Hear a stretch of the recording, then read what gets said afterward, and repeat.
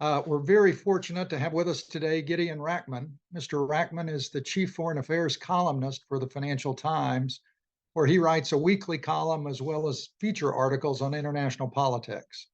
He also has a regular podcast. Some of his recent columns and podcast titles include In Praise of Mass Immigration, Taiwan Can Still Avoid Ukraine's Fate, Can a Wider Middle East War Be Averted? And one that we will talk about during the course of this broadcast, Why I Still Believe in America. Mr. Rachman has received numerous awards for his commentary, including Britain's most prestigious award for political writing, the Orwell Prize in 2016. His two most recent books on world affairs are The Age of the Strongman, How the Cult of the Leader Threatens Democracy Around the World, published in 2022, and Easternization, War and Peace in the Asian Century, published in 2016.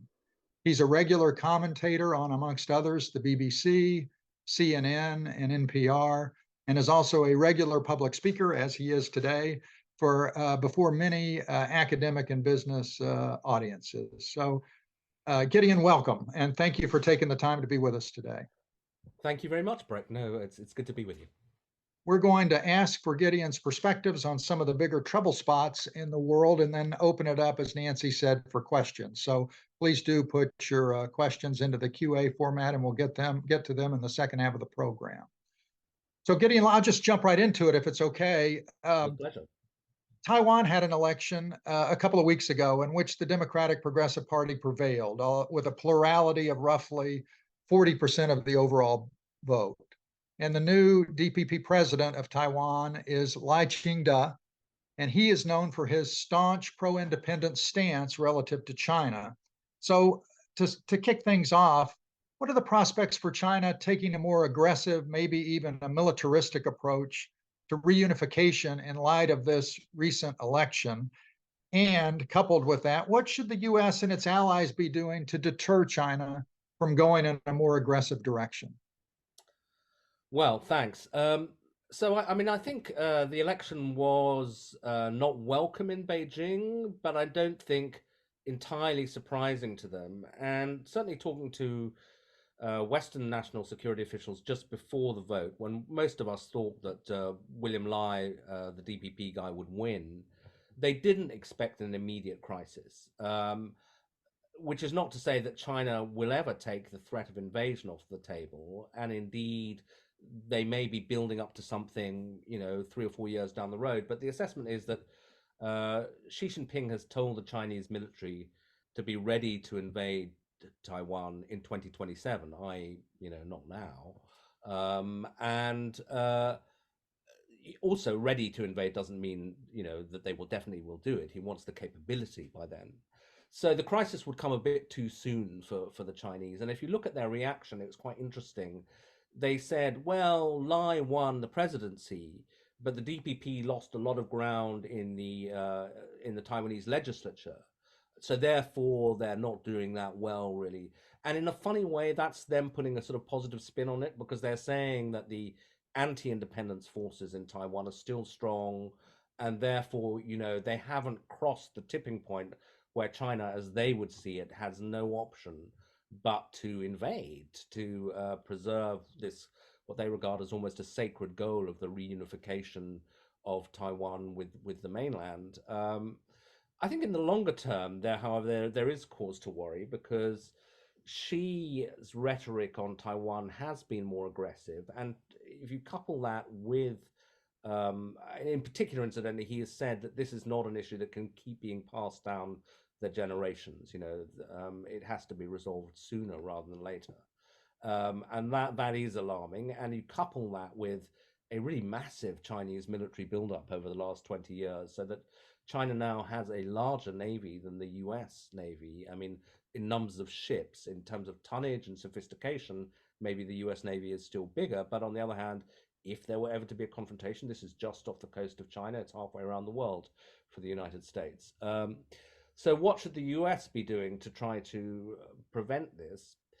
Well, I think that what America is trying to do is to say to Xi, essentially, look, if you were to do this, you would be at war with the United States. And I've seen actually those warnings made in private. One of the most memorable meetings I've attended in Beijing was in 2008, which was with a bunch of American think tankers, some of whom were about to enter the Obama administration a long time ago. So it was kind of semi-official. And we went to the Ministry of Defense in Beijing, and there was a sort of general in all the regalia. It was a very formal meeting. And he said, look, he didn't say look because that would have been informal. He said, he stated China's position, and he said, if Taiwan independence would mean war, we would invade. And the US guy who was leading our sort of semi-delegation, it was a man called Walt Slocum, who was former #2 at the Pentagon, said in this private meeting, well, I'm sorry to hear you say that, because if you were to ever to do that, you would be at war with the United States. And so the US has long been saying privately there'll be a war, and whether either side really means all these threats, we can't ever know, because in a sense, deterrence is all about trying to place that doubt in the other guy's mind, and that is what America is doing right now. They're trying to make Xi, if he gets to 2027 and says, okay, is it time to pull the trigger, to think actually, maybe not, because it would lead to war I can't be sure of winning, or which would have such catastrophic costs that I'd prefer not to do it. So it's classic deterrence, and I think probably it's a good idea, but it's risky. It's a high risk strategy. Well, thank you for that. I'm sure there'll be more questions from the audience on China, but we'll come back to that towards the end of the program. And I guess turn to Gaza right now, if you don't mind. Sure. Oh, I'm sorry. I said, yeah, sure, absolutely. Okay, great. In Gaza, then, in your mind, what is Israel trying to accomplish there? What end result is it seeking? And secondly, at this point in time, what should the U.S. and the West position be towards this conflict between Israel and Hamas, or maybe you'd put Hamas/Iran? But how should the West be dealing with things at this point? Well, I mean, I think the question of what Israel is trying to achieve is quite a complicated one, because there's the stated goal, and then there's the question of whether it is achievable, and then there's the question of, is there some other agenda which is kind of beneath the stated goal. The stated goal is to destroy Hamas, to make sure that they can never ever threaten Israel again, and also actually to make sure that Israel never really faces a similar threat, which brings up the question of Hezbollah.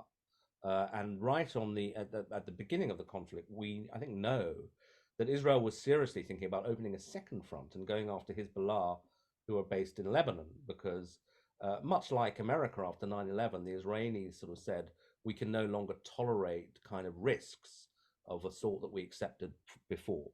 And that is partly, I think, why Biden and others, who have actually been very supportive of Israel in action and word, but had these kind of coded warnings where they were saying, look, remember the mistakes we made in the war on terror, and don't be blinded by grief, rage, etc. Think before you do what you do. And I think the Americans feel that one of the sort of kind of unacknowledged victories that they had early on was to talk the Israelis down from opening that second front against Hezbollah right then and there. But I think that it remains a great anxiety about, well, is this goal that Israel has set itself, destroy Hamas, actually achievable? I mean, they can kill a lot of people, and they can kill a lot of Hamas fighters and commanders. Although it's striking that they haven't yet even killed Sinwar, or got to the guy who is the main, leader of Hamas inside Gaza. So it's not that easy. But I think that, one of the lessons of 9/11 is that although, Hamas is undoubtedly a terrorist organization, it's also other things. It's a sort of social organization, it's a political organization, and that makes it hard to destroy, because it's not just saying, okay, they're these sort of 25 really evil people and they're troops, and if we can kill them all, problem over. One of the things we discovered, I think, with the Taliban, who are also a pretty repulsive outfit, is how we, the US and with NATO allies, overthrew the Taliban, killed the leaders, drove them into exile, fought a 20-year war against them. And who's running Afghanistan right now? The Taliban. Because difficult as it was to contemplate, they actually had a support base, and were very difficult to eradicate. So I think there's that question about, well, what is Israel's goal, and is it achievable? It's concerning that I think that although the goal of destroying Hamas is completely understandable on a kind of emotional and even a strategic level, I'm not sure it's achievable. The second thing then is, what is Israel's political goal? And there's now open divergence with the West, where the US and the EU have said repeatedly, look, we support you now in this military fight, but we do need a political solution to this in the long run, and that has to be the famous two-state solution. The Israelis, who've kind of played along with that in the past, Netanyahu now says very bluntly, no, we're not. We can never tolerate a Palestinian state. It's too much of a security threat for us. And so I think that their goal is to keep the two-state solution off the table. And then, of course, you get into domestic politics, because Israel is, at the moment, a society that's united in wanting to fight back, but is also a very divided society, which had massive anti-Netanyahu demonstrations for many months before the war. Netanyahu himself is still on trial for alleged corruption. And, some of the Israeli military commanders, including Eisenkot, have now raised the idea that maybe, unfortunately, it's in Netanyahu's personal political interest for the conflict to continue for a while, because the moment it stops, you'll have the inquest, you'll have the official inquiry, and and that might be the end of his political career, because it's very hard to see how he doesn't take some responsibility for what was a massive intelligence and security failure. So it's a whole mix of things. Then what should the West be doing? Look, I mean, I think that the US has a number of different goals, all of which I think are, I understand. The initial one was protect Israel and Israel's security as a close ally, support them in the hour of need. Then there was try to prevent there being a regional war. And again, I completely see that. They don't want to get sucked into a war with Iran. And that is looking, it's a sort of slow escalation, but it's still an escalation. There have been acts of violence related to Gaza happening all over the place, from Iraq to obviously the Red Sea, and now the bombing of the Houthis, to increases in fighting in Syria and so on. So that's a difficult one. Then I think the third thing the US wants to do, again with its allies, is somehow get a peace process going, which means somehow persuading the Israelis to move from the fighting stage to the diplomatic phase, and there we're really nowhere close to that. And then, of course, America and others also have domestic political, just like Netanyahu, things weighing on their mind. And I think one of the major concerns for Biden is what this is doing to the Democratic coalition ahead of the presidential election, with a lot of young voters very upset about Gaza, about America's alleged complicity in human rights abuses, the major supplier of weaponry to the Israelis. And so he needs to wind that down too for domestic political reasons. So what do they need to do? I mean, I think that they have a sort of long-term plan. Whether you can get it off the ground, I don't know. And it's a reheat of the plan they had before, which is to trade Saudi-Israeli normalization in return for major Israeli concessions on the Palestinian question. But that was hard even before this attack. It's even harder now, because the Israelis will place an even higher priority on what they regard as their security needs vis-a-vis the Palestinians. Whether they'll trade those for normalization with Saudi Arabia, I just don't know. And the Saudis have to ask a much higher price on the Palestinian issue. So, as ever in the Middle East, we're short of good options. Well, I'm sure that we'll have plenty of questions on Gaza as well, so we'll come back to that too. So turning to Ukraine then, as the third big trouble spot, in your mind, how does the war in Ukraine end? And if it ends in a negotiated settlement of some sort, leaving Russia in control of those areas, or at least parts of those areas it currently occupies, is that kind of a settlement in the best interest of the West?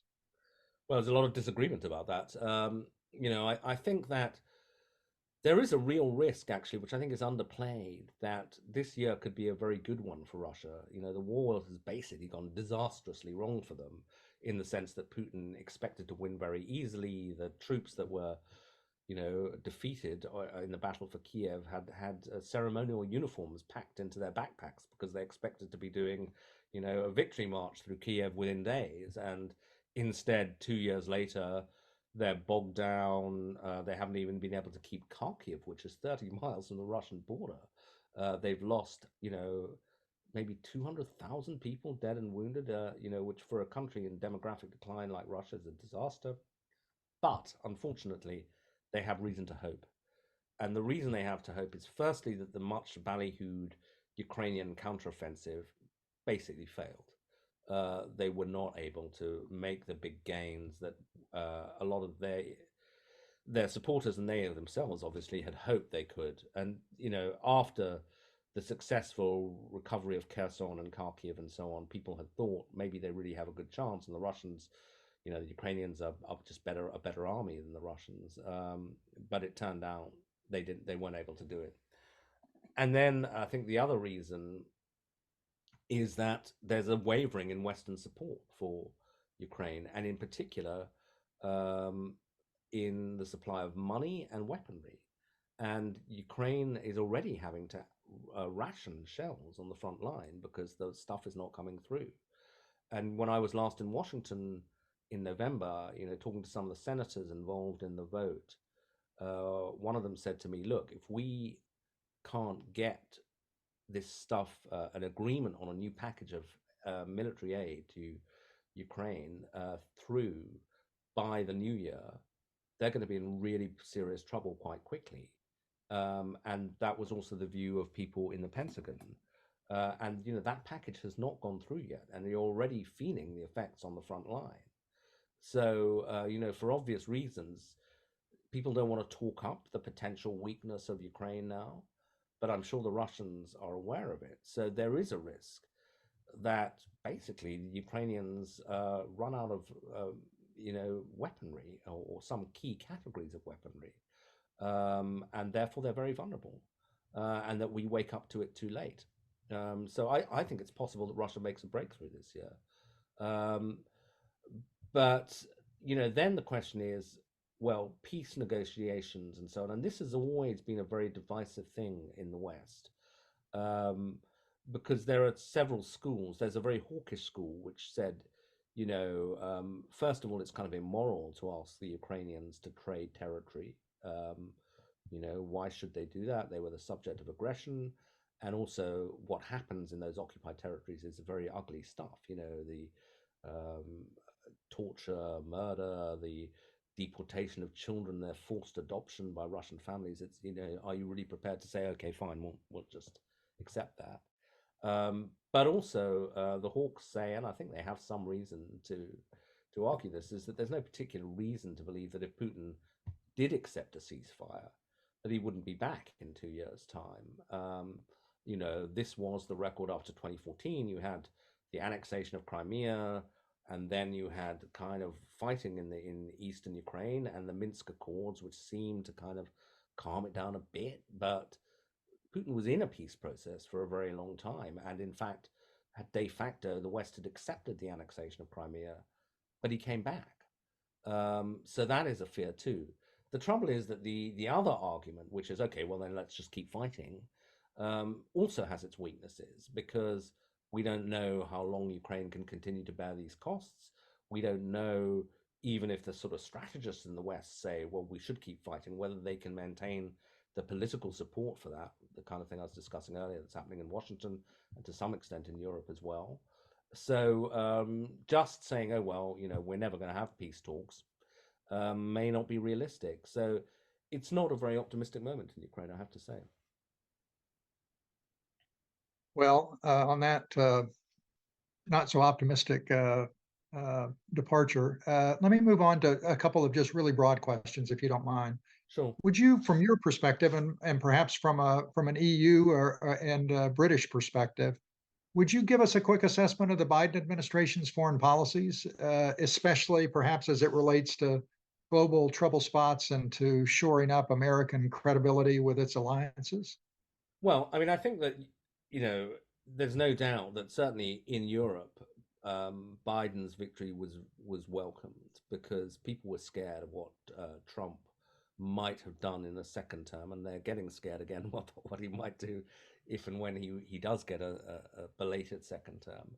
I remember talking to like a senior German official at a point where it looked like Trump might win, and he said the difficulty is that we believe that Trump is actively hostile to the European Union and that he can destroy the EU faster than we can build it.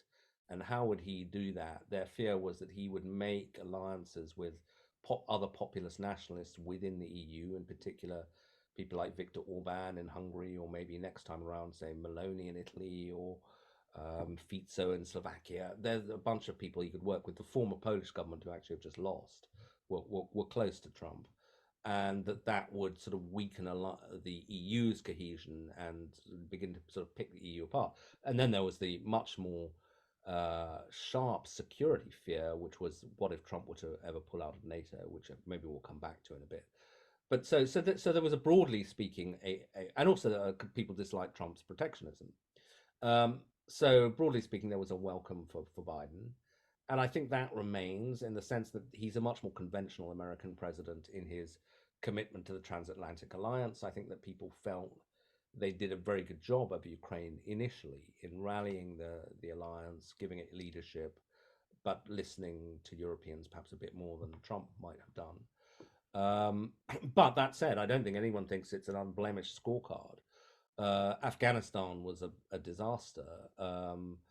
And I think that many Europeans felt, I would understand American exasperation with this position because America was bearing the overwhelming burden of this fight, but that the US kind of messed it up essentially, and that you had the disaster of the kind of withdrawal from Kabul was kind of a debacle, and now the Taliban are back in control.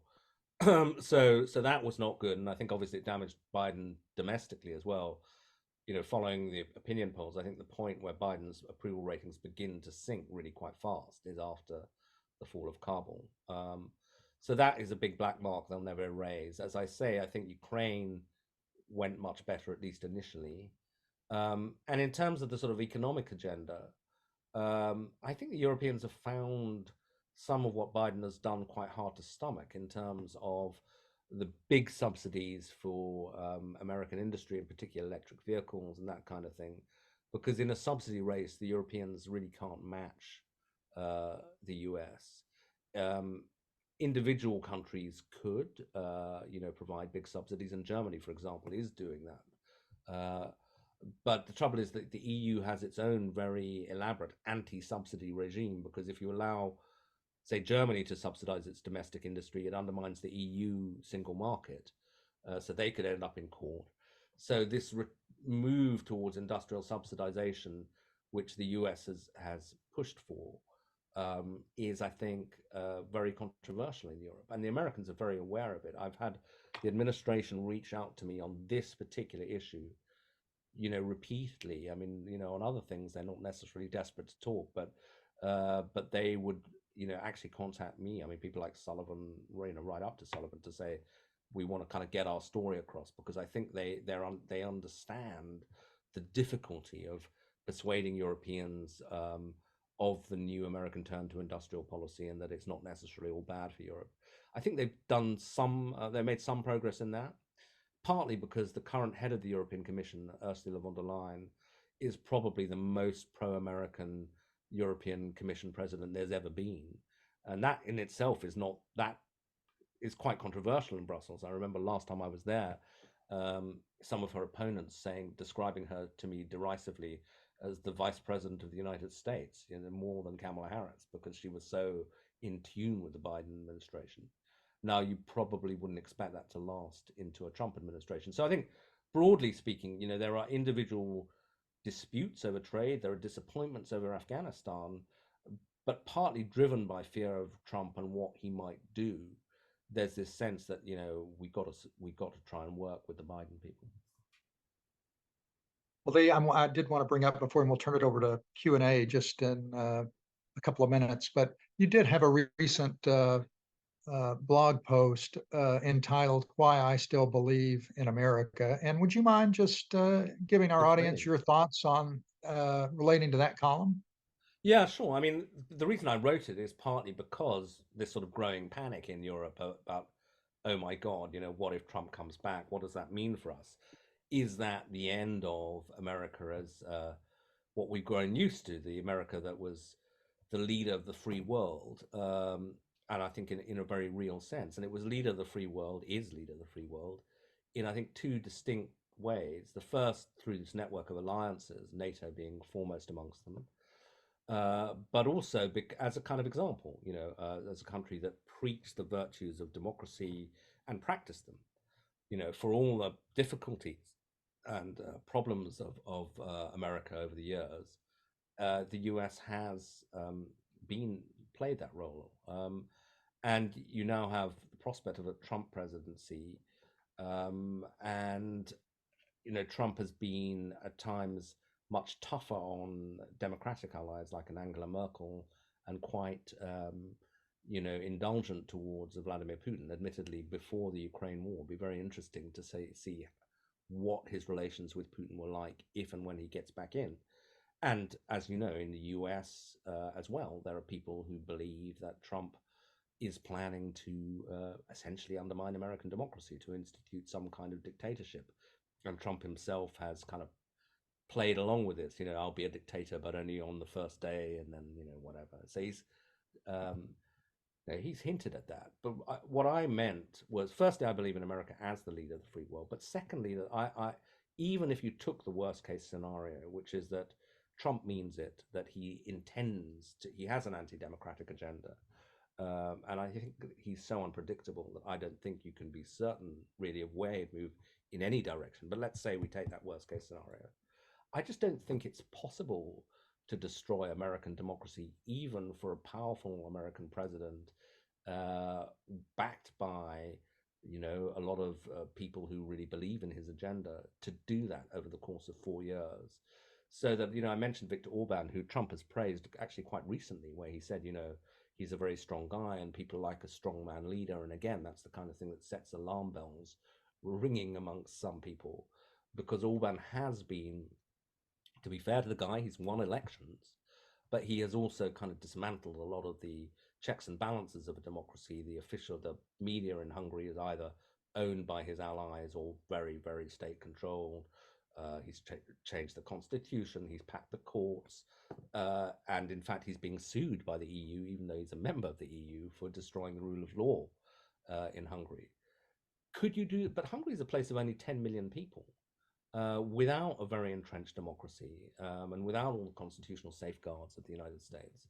And I just don't think you could do a Hungary in the United States. It's too uh, complex, big a society that, if Trump were to attempt a dictatorial agenda, I think he would run into opposition all over the place, from the kind of from the courts. And although we do know that the Supreme Court is very conservative at the moment, partly because of the people he appointed, I don't think they would just do anything that he wanted them to do.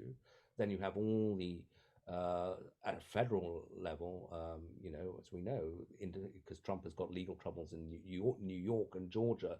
You have the states who have their own entrenched power, and also America, as well as their kind of strictly political structures. It's got a lot of different sources of wealth and power as a country.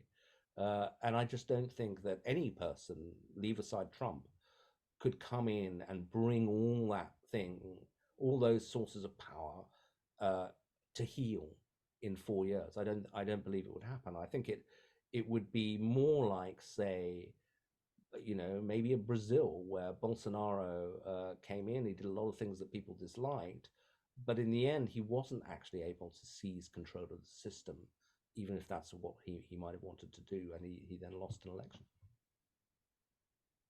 Well, thank you for those remarks. I'm going to turn now to some of the questions we have. We have several in the line, and starting with China. One of the questions is that there's been a lot of press coverage recently about various polls taken in Taiwan that reflect a lack of confidence among the Taiwanese people in America's quote commitment to defend them. And as you mentioned, with the American performance in Afghanistan and the American attempts, the Biden administration's attempts to diversify chip manufacturing away from Taiwan and trying to bring more of that manufacturing to American soil. What are your? Could you just expand on your thoughts about if the Taiwanese are questioning American commitment to deterrence, you'd think that that would definitely influence the Chinese view of American commitment to deterrence. And so, where are we heading there? And does that need to be shorn up? And any other thoughts you might have on that topic? Well, I mean, I think that obviously it's in China's interest to make the Taiwanese think that, because if the Taiwanese become kind of defeatist, they're much more likely to enter these political talks Mhm. that China's pushing for, which they would hope would lead to reunification. Because China's, even for China, the invasion is the last resort. What they want is for Taiwan to say, okay, we'll do it. Let's talk about it. We'll negotiate a process, as happened with Hong Kong between China and Britain.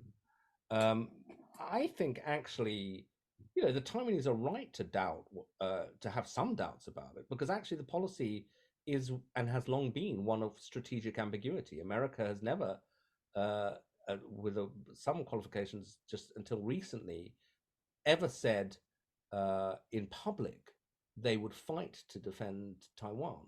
They've said we're not going to say one way or another. So that description, that conversation I related in Beijing, that happened in private.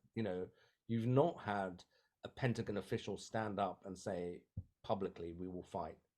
Now I think that the difference is that Biden has, if anything, toughened it up, because he has said now 4 times that the United States would fight to defend Taiwan. And that has been very curious, because all his officials were then immediately asked, "Oh, have you changed policy? Have you abandoned strategic ambiguity, and are you now going for like explicit commitment to defend Taiwan?" And they keep saying, "Oh, the president misspoke, etc., etc." I even heard one of them say, "Oh, the president's from the Midwest. I'm not sure he really is, but anyway, they said he's from the Midwest. He's a blunt, plain-spoken guy. He doesn't do ambiguity, etc., etc. But the policy remains the same." Now, I think my interpretation of what's going on is that it's just another layer of strategic ambiguity, so that they're planting more doubts in the Chinese mind by getting Biden to go out in front and say, "Yeah, we'd fight," but then pulling it back a bit.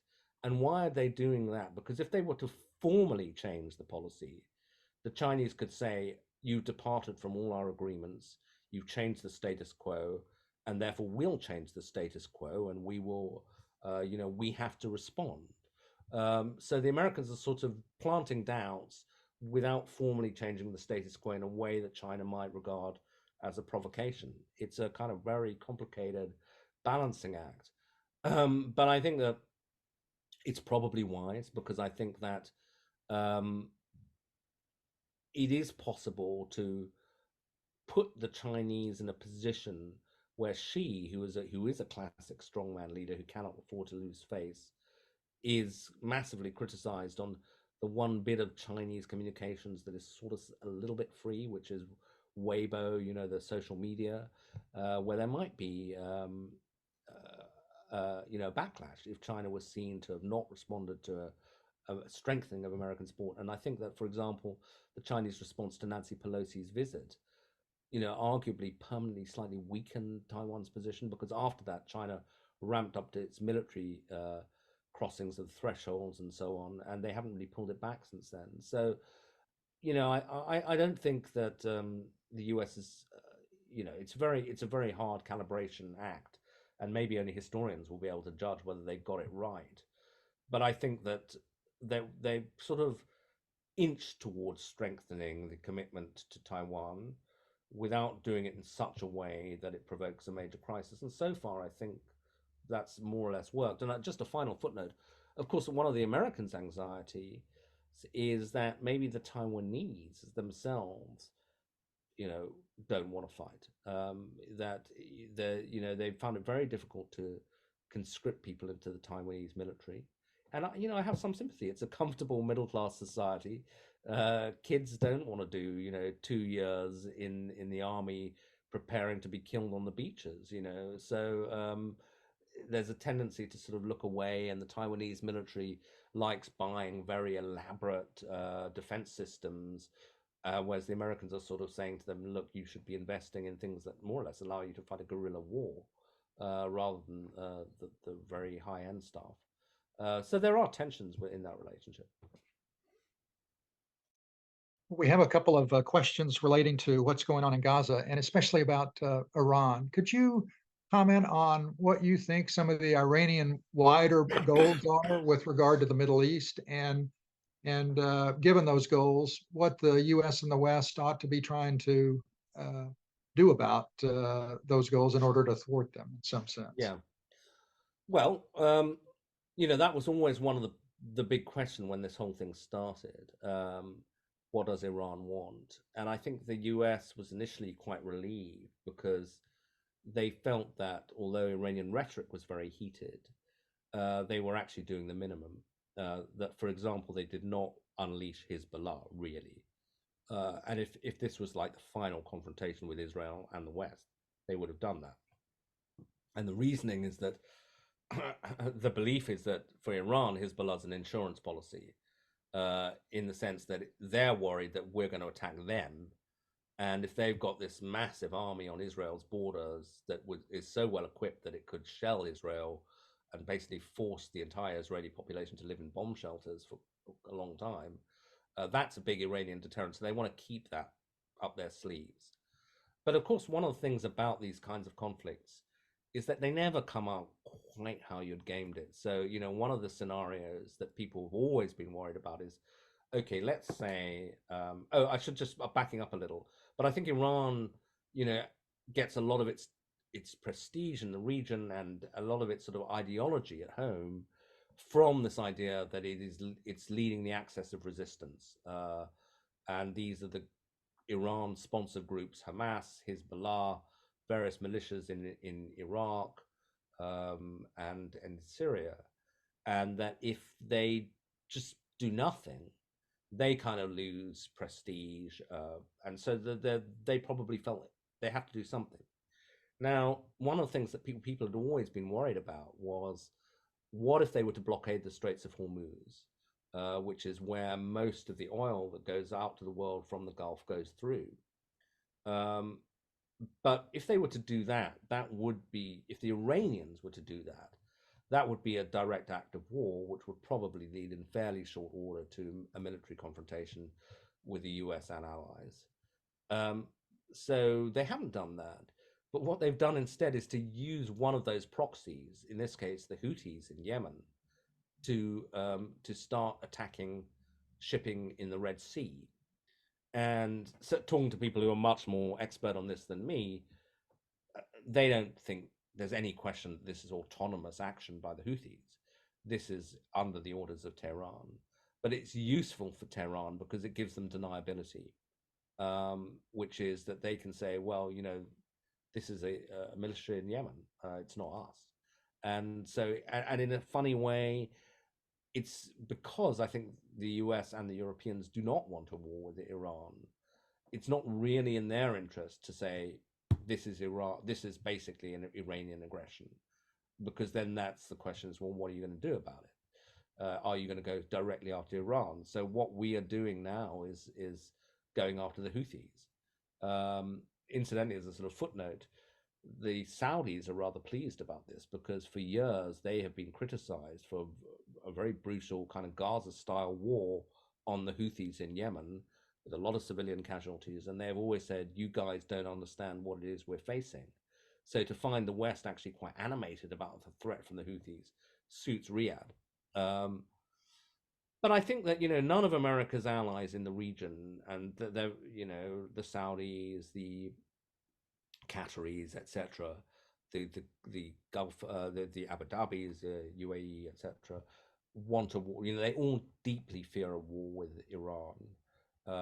That's the one thing that can destroy their kind of vision. And for Saudi Arabia, Mohammed bin Salman is a pretty controversial guy for reasons you know, but in a slightly odd way, he is one of the big forces for peace in this region because he has a vision for a modernization of Saudi Arabia that becomes the biggest diplomatic force in the Middle East, a magnet for everything from the World Cup to international golf to tourism, etc., etc. It's a classic, old style globalization vision, which is dependent on peace in that region. He's, of course, prepared to use violence against his domestic enemies, against the Houthis, but he does not need a major war with Iran. And he has been on the phone to the Iranians. He even actually welcomed the Iranian leader to Riyadh under the sort of guise of the Islamic Conference meeting on Gaza. It was kind of good for him because if it had just been a bilateral, that would have been a huge deal. But to do it under the cover of that worked quite well for them. So I think America's allies in the region, with the exception of Israel, are all saying, for God's sake, keep a lid on it. Do not go to war with Iran. That must weigh very heavily with the US. And of course, any US president, and this is something I think both Trump and Biden would agree on, America's fought a lot of wars in the Middle East. There's not much appetite for another one. So I think it'll, I'm not going to say this is definitely achievable, but I think what the US and its allies are trying to do, but particularly the US, because it's the preponderant military force, they're trying to not seem too passive, so that if American troops are attacked in Syria and Iraq, as they have been, they have to retaliate. They feel they didn't retaliate for quite a long time, but then once people began to be killed, they felt they had to retaliate. Similarly, they felt with the Houthis they couldn't just let this pass. It's too disruptive of world trade, but they're trying to keep below the escalation threshold, where you end up in actually a major Middle Eastern war with Iran. And I think that has to be the right policy. One of our members is asking for you to, if you don't mind, prognosticate in the sense that what is your thinking on where things will be in the Middle East from a political, economic, and military perspective by year end? I think it will look a little better, but not hugely better. I mean, I think that probably the major military operations in Gaza will have stopped. Probably we will have prevented that major war that we're talking about, although the risks of escalation in Lebanon, in the Red Sea are definitely there. And I doubt we'll have a proper peace process going. I just think that the Israelis are too reluctant and the Americans will be too distracted by the end of the Biden administration and the presidential election. So it'll be a kind of smoldering wreck, if you like, with a lot of the sort of brutal aftermath of the war. I have my doubts as to whether many more of the hostages will ever be released. Maybe that's wrong. But I just think that the Israelis will try to wind down major combat operations, and I think that this war has been sufficiently difficult for them that they will hesitate to go after Hezbollah. I think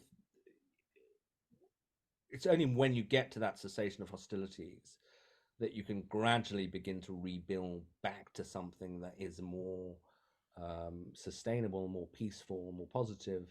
And I think one of the few positive things you can say about the Middle East, it is kind of resilient in the sense that we've had so many wars, so much fighting there, and yet people build back. Israel was involved in the Lebanon War, '67, etc., etc., and you think at the time, wow, this has permanently overturned the order, and or maybe and in fact, people can build back. And I think that one of the things is that a lot of people in the region are very sort of pragmatic. The Saudis, I don't think, I think that a lot of them are genuinely upset by what's happening in Gaza, but equally, they don't lose sight of where their interests lie. And in the long term, they think their interests lie in normalization with Israel. So that's still a positive force. And yeah, I mean, I think it's going to be gradually be a bit better, but it could be dramatically worse. My guess is we'll avoid the worst case scenarios. We have a two-part question on Russia and Ukraine. One is that it appears that Russia has been that the sanctions that the West have imposed have not worked as hoped for from a Western perspective. Sure. And are there things we ought to be doing on the sanction side that that would make that tactic more effective in terms of having an impact on Russian leadership? And then secondly, the question is, in your view, in your judgment, do you think that the West needs to get more aggressive in supplying Ukraine with offensive weapons that might, for example, let them take the war inside Russia, or do we really need to be careful with any kind of escalation, and should we be seeking a settlement? Okay, so in terms of the sanctions, I mean, I think that one of the stories of this war is that Russia has done a lot worse in military terms and a lot better in economic terms than we thought would happen at the beginning of this war, in the sense that people thought the Russian military would easily overwhelm Ukraine, but that if the West really went after the Russian economy, people were talking about, contractions of 15% in GDP. And that hasn't happened. And that is sobering for the West on a number of levels, because I think there had been a growing confidence about the power of Western financial sanctions and what would happen if you cut people out of, say, the SWIFT international financing mechanisms, or the Western financial system generally. And yet we discovered that we fired our best shot, really, at the Russians, and it didn't work. Now, why is that? I think, broadly speaking, because it turned out there are big non-Western markets for Russian energy. In particular, India has continued to buy Russian oil, and I think a lot of Russian energy has continues to get to Western markets through indirect routes, so that you can sell to an oil trader in India or something, who then might sell on to the West and so on. And I think some of that is happening. And then the other thing is that China has been, which shares a border with Russia, has really done a huge amount to keep the Russian economy afloat, supplying them with all sorts of stuff that they need, and they couldn't get any more from the West. So, yeah, the sanctions have not really worked very well. Now, in terms of what more you could do, you could say go after the secondary buyers of Russian oil, for example, India. But the West won't do that, because they need India to balance China, and they're really sort of wooing India. So that would just be regarded, I think, as too destructive. I mean, maybe a Trump-style president might do that, but not the Biden team, who are much more sort of cautious. And then the other thing that people are thinking about is, but this is not so much something that would disrupt the Russian war effort, but is to not just freeze Russian assets, but to hand over those billions to the Ukrainians. The US Treasury and others have been a bit reluctant about that because of the precedent it would set. Because one of the big sources of American power is people's belief that the dollar is a safe haven, that you can buy US Treasuries and they're safe as houses. And if they see, oh, you can get into a political dispute with America, and not only can they freeze your assets, they can actually steal them and give them to somebody else. Even if we would say, well, this is a unique case, Russia's uniquely nefarious, maybe that's true. There is a concern about what does that do about faith in the dollar in the long term. But that's certainly an idea that's on the agenda. In terms of giving the Ukrainians more offensive weaponry, look, I think, again, I think I said before on another issue, historians will decide. I think historians may decide that the US in particular, and that it was basically the most cautious voices in the West, also were the most important, which was America and Germany. And, talking to US officials early in this conflict, they were very top of mind was the threat that Russia would use a nuclear weapon, basically. And they were very cautious about what they would give the Ukrainians, because they thought that it wasn't a fantasy that Putin might go nuclear. Were they, wrong to worry about that? I mean, wrong could mean two things: wrong, morally wrong, as in they should have just backed the Ukrainians, come what may, or well, and also, did they just misjudge what Putin was up to?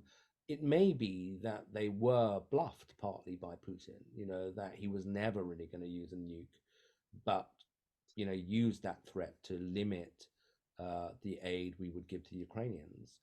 But was it wrong for America to think about those worst case scenarios? I'm a sort of cautious person myself, and I think if you're Jake Sullivan, or you're sitting there and you have the responsibility to prevent a nuclear war, you have to take it quite seriously. You can't be too gung ho and say, "Oh, just give the Ukrainians whatever," but let them shell inside Russia, let them take the fight to the Russians, because you don't really know how the Russians are going to react. And although it's very important to America and to the West generally that Ukraine be supported, is it so important that we'd be prepared to risk a nuclear war? And therefore, what is the risk threshold? As I say, they may have got it wrong in the sense of being bluffed by Putin, but you've seen a gradual incremental increase in the amount we'll get and the kind of potency of the stuff we'll give to Ukraine. And one thing, having painted a rather gloomy picture of Ukraine's prospects, one thing that they will be getting is fighter aircraft over the course of the next year. That commitment was made in the middle of the year, but it takes time to get people trained on the planes, to get the planes up to the battlefield. Now, that's a decision we would not have made earlier on. Same with very high capability tanks. The Germans dragged their heels about that for a very long time. And it was only when Biden, the German chancellor, rang Biden and said, unless America gives Abrams tanks, we won't do it, that Biden then said, okay, the US will do that. So we have gradually ratcheted up, and maybe we will do a bit more of that.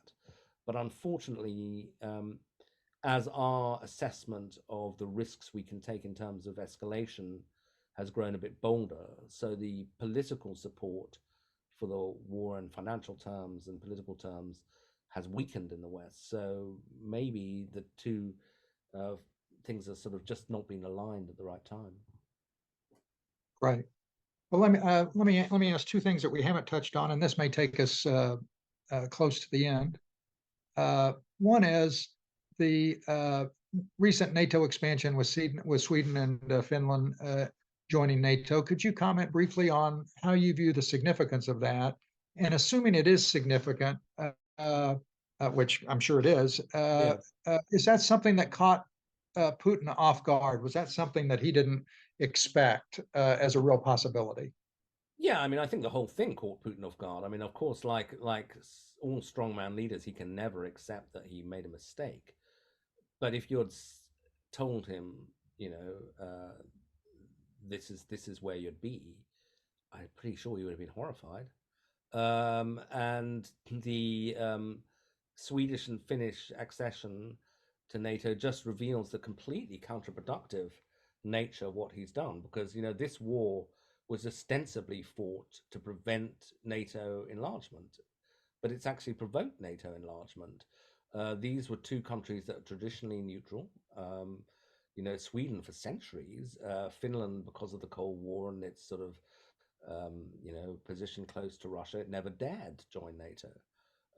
But now, particularly for the countries that are close to Russia, their mentality completely shifted overnight. I mean, I remember seeing the Finnish Prime Minister speaking at something, and she said more or less that, the day that Russia invaded Ukraine, everything changed for us. They really do feel viscerally threatened by Russia. Now, the interesting question is, does Russia really feel viscerally threatened by NATO?